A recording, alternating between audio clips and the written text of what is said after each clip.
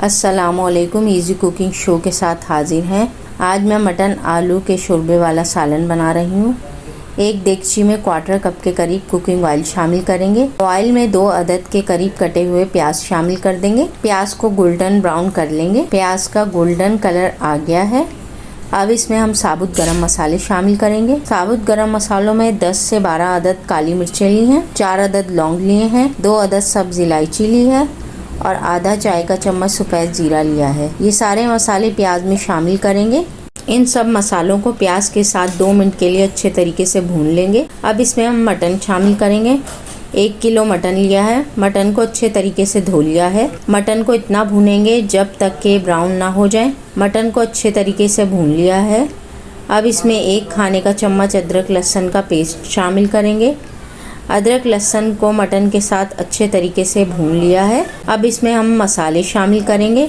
मसालों में हल्दी ली है आधा खाने का चम्मच, पिसी हुई लाल मिर्च ली है आधा खाने का चम्मच, धनिया पाउडर लिया है आधा खाने का चम्मच और नमक भी लिया है आधा खाने का चम्मच।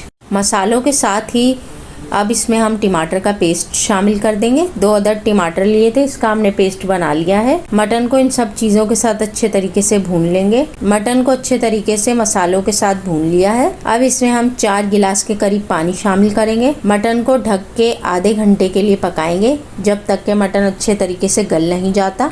मटन के अंदर जो पानी था वो खुश्क हो गया है और मटन भी अच्छे तरीके से गल चुका है। अब मटन में 3 अदद आलू शामिल करेंगे।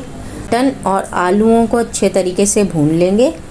आलू और मटन को 10 मिनट के लिए भून लिया है। अब इसमें 4 गिलास के करीब पानी शामिल करेंगे। मटन को ढक के 10 मिनट के लिए पकाएंगे। आलू गोश्त को पकते हुए 10 मिनट हो गए हैं। अब हम चेक करते हैं। आलू गोश्त का शोरबा बनके तैयार है। अब इसमें हम हरा धनिया शामिल करेंगे। आलू गोश्त के शोरबे को हम सर्विंग डिश में निकाल लेंगे। उम्मीद है आपको हमारी ये रेसिपी पसंद आई होगी। अगर रेसिपी पसंद आई है तो वीडियो को लाइक करें, शेयर करें और हमारे चैनल इजी कुकिंग शो को सब्सक्राइब करें। जल्द ही किसी नई रेसिपी के साथ हाजिर होंगे। अल्लाह हाफिज़।